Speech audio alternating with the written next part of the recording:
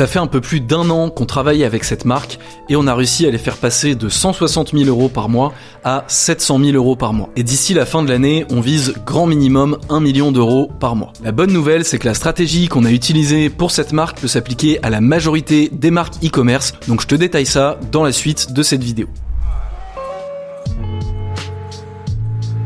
Salut, moi c'est Emeric, je suis le CEO et cofondateur de KickAds, le partenaire stratégique des e-commerçants pour les ads et la créa sur les réseaux sociaux. On aide plusieurs marques dans leur croissance comme Detective Box, Weddings, Just Russell, Musk Intime ou encore La Bourse aux Livres, que ce soit sur la partie media buying, stratégie créa ou optimisation de funnels de conversion. On passe tout de suite à la méthode qu'on a utilisée pour cette marque, pour la faire passer de 160 000 € mensuels à 700 000 €. Petit disclaimer, je ne vais pas donner le nom de la marque dans cette vidéo, tout simplement parce que on n'a pas le droit de partager les résultats d'une marque, parce que Facebook Ads et les ads d'une manière générale, c'est très concurrentiel, donc on risquerait tout simplement de se faire copier. Première étape, qui est pas vraiment une étape, mais plutôt une condition pour appliquer cette méthode, c'est d'avoir un product market fit qui soit déjà validé.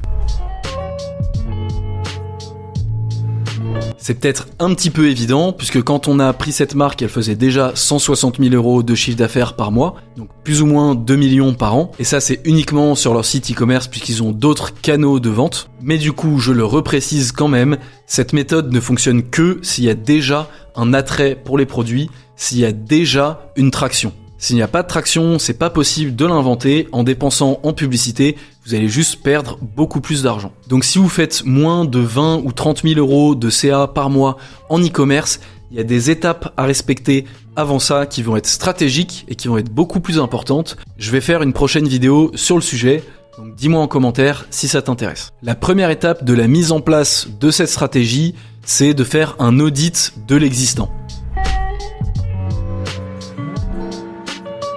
Pour le coup, pour ce client, pour nous, c'était vraiment la lettre au Père Noël, puisqu'il y avait déjà le product market fit, comme je l'ai dit. Il faisait déjà 160 000 € de CA par mois, mais il se concentrait pour le moment uniquement sur les Google Ads et le SEO. Et avec aussi une petite présence en organique sur Instagram et sur TikTok, mais qui n'était pas vraiment un gros canal d'acquisition pour eux. En Facebook Ads, c'était très léger, puisque quand on a repris le compte, ils dépensaient seulement 2 000 € par mois et uniquement sur des campagnes de catalogue. Donc il y avait des CPA qui étaient plutôt très bons, mais avec très peu de volume, donc très peu d'intérêt et pas de scale. Vu qu'il y avait qu'une seule campagne qui tournait et que c'était une campagne catalogue, il n'y avait pas vraiment de créa sur le compte et à ce niveau-là, on partait quasiment de zéro. Et ce client-là est sur un marché assez concurrentiel, mais avec des gros acteurs un peu à l'ancienne qui sont pas très bons en publicité, ou en tout cas pas bons en publicité sur les réseaux sociaux. Donc ce qu'on a décidé de faire pour commencer, c'est de commencer par faire uniquement des vidéos UGC. D'une manière générale, je déconseille fortement de produire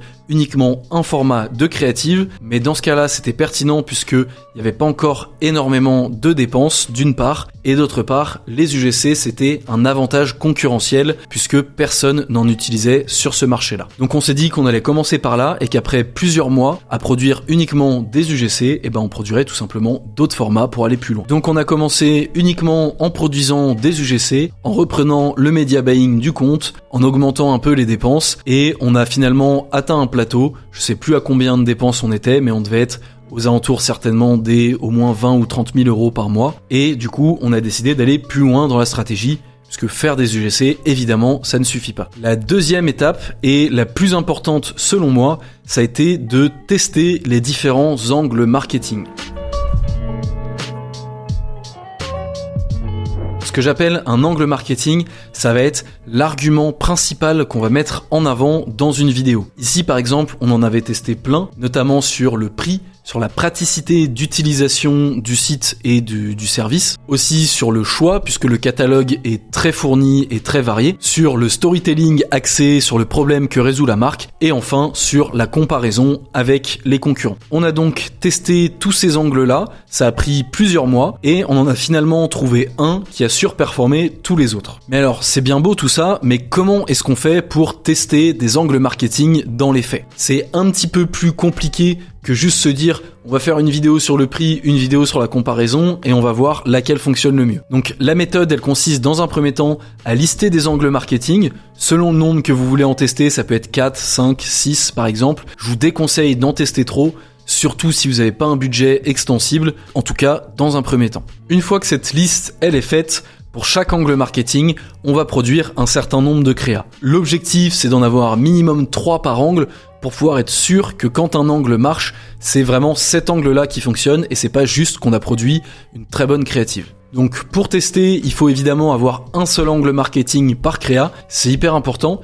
Déjà pour la clarté du message pour les personnes qui vont regarder les publicités et ensuite pour pouvoir analyser beaucoup plus facilement ce qui fonctionne et ce qui ne fonctionne pas. Ce qu'il va falloir faire, c'est pour chaque publicité, on va noter l'angle marketing, le nom qu'on a attribué à cet angle marketing, dans le nom de la publicité, dans l'Ad Manager. Ça va ensuite pouvoir permettre de filtrer dans l'Ad Manager, de mettre un filtre par exemple Ad Name Contains Prix, et ensuite vous allez voir les résultats de l'angle marketing prix. Et vous allez pouvoir comparer avec tous les autres angles marketing. En général, je recommande de pas dépasser 10 ou 20% du budget global pour le test en créa, mais là, vu que c'est vraiment la partie la plus importante, définir les angles qui fonctionnent, c'est vraiment ça qui va faire qu'une stratégie créa va fonctionner ou non. Pour cette partie-là, on peut aller au-delà des 20%, puisque ça va permettre de tester plus rapidement, d'avoir des réponses plus rapides, et des fois, c'est plus important que de perdre un peu plus d'argent sur les tests à court terme. Donc une fois que vous avez fait ça, que vous avez toutes vos créas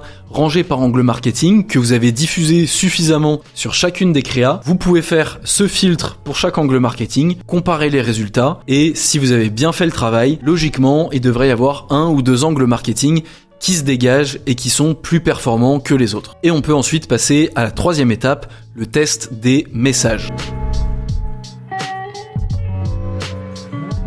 Pour notre client, on a été hyper loin sur cette partie. On a testé des dizaines et des dizaines et des dizaines de messages jusqu'à arriver au bon.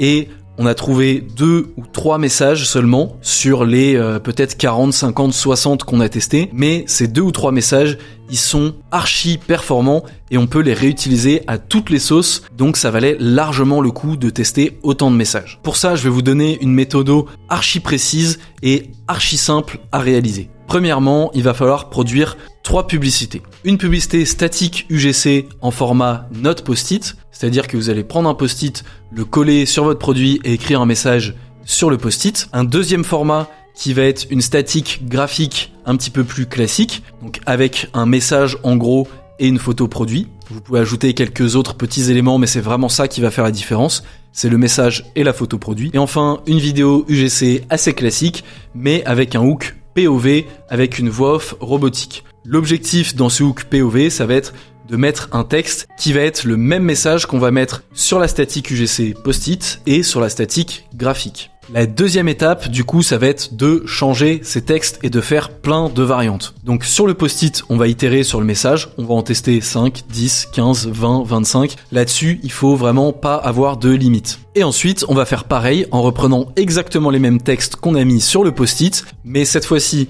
sur la statique graphique, en gros titre comme je vous ai dit juste avant, et ensuite dans le hook de la vidéo UGC, POV, où on va mettre exactement le même message que sur le post-it et sur la statique graphique. Ça va permettre vraiment de tester l'impact du message au-delà du format, puisque les formats vont pas forcément toucher les mêmes personnes, vu qu'on est sur des statiques UGC, vidéo UGC et statiques graphiques, mais les messages vont rester les mêmes. Donc si on arrive à faire performer un même message sur ces 3 créas différentes, le message il sera validé et on saura qu'il est très performant. On pourra le réutiliser à toutes les sauces. Ce qu'on va faire, c'est qu'on va diffuser tous ces formats en essayant d'avoir des dépenses plus ou moins équivalentes sur la note post-it, la statique graphique et la vidéo UGC. Et ensuite, on va regarder les résultats. Pour comparer les résultats par message, on va faire la même chose que ce qu'on a fait pour les angles marketing juste avant. C'est-à-dire que dans le nom de la publicité sur l'Ad Manager, on va écrire le message qu'on a mis dans nos créas. Comme ça, on peut faire un filtre et comparer directement les performances d'un message A versus un message B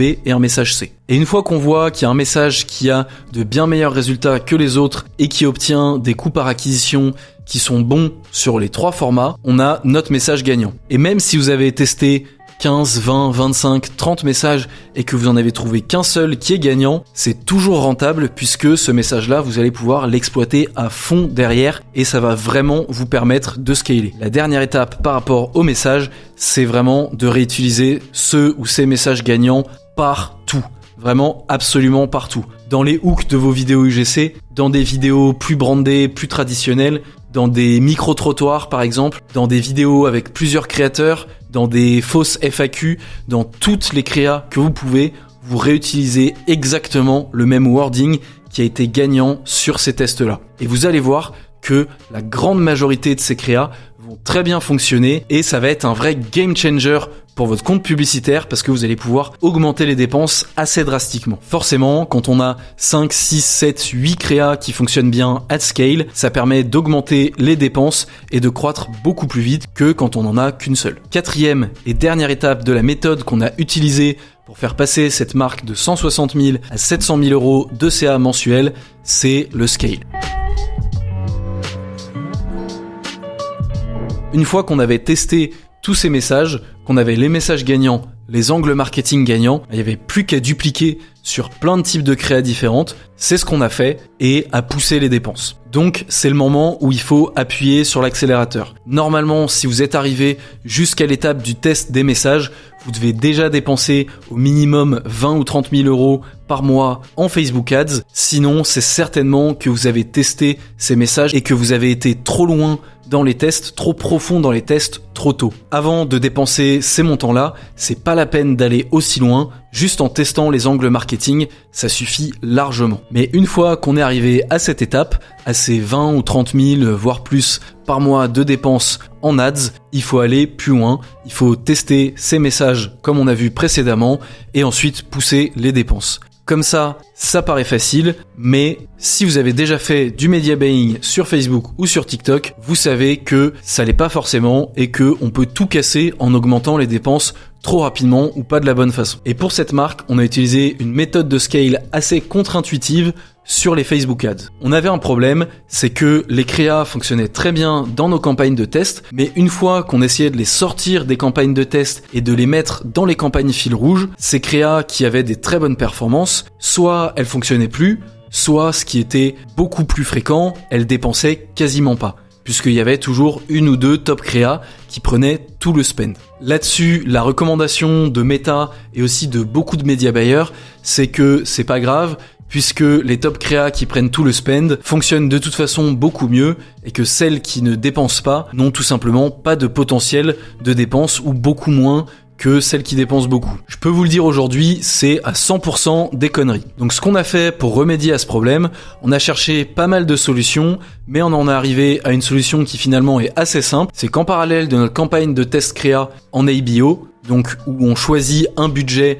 par adset, avec à chaque fois une créa par adset pour pouvoir les tester correctement. En parallèle de cette campagne, on a fait une campagne ABO de scaling où on va juste dupliquer les créas qui ont bien fonctionné dans la campagne de test. On va mettre une créa par adset et on va augmenter le budget à la main comme des bourrins jusqu'à ce que les CPA commencent à augmenter. Et ça, c'est une méthode qui nous a permis de scaler assez agressivement sur ce compte, notamment cet été où on a fait un mois de juillet record et où le mois d'août va certainement encore dépasser le mois de juillet. D'un point de vue pratique, cette méthode, elle permet de décider manuellement sur quelle créa on veut investir le plus de budget, ce qui va nous permettre de scaler les créas qui ont des bonnes performances mais que Meta ne favorise pas parce qu'il a décidé que certaines top créas historiques valaient plus la peine d'être poussées. Voilà, donc c'était ça la méthode qu'on a utilisée pour faire passer ce client de 160 000 euros de CA par mois à 700 000 euros par mois en un peu plus d'un an. Cette méthode, comme je l'ai dit au début de la vidéo,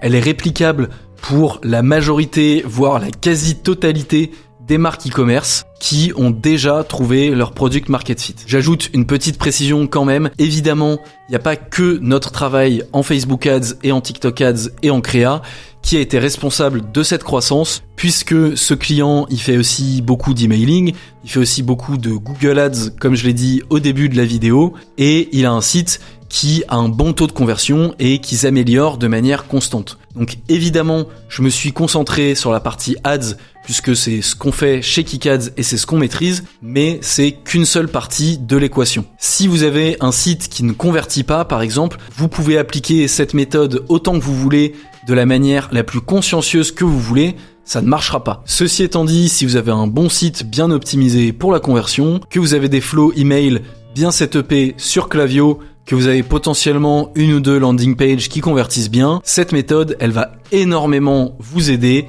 et elle va certainement vous permettre de scaler assez rapidement. C'est la fin de cette vidéo, j'espère qu'elle t'aura plu et que tu auras pu en retirer des apprentissages pour ta marque. Si jamais c'est le cas, n'hésite pas à me laisser un commentaire pour me le dire en dessous de la vidéo, un like et à t'abonner pour ne pas louper les prochaines.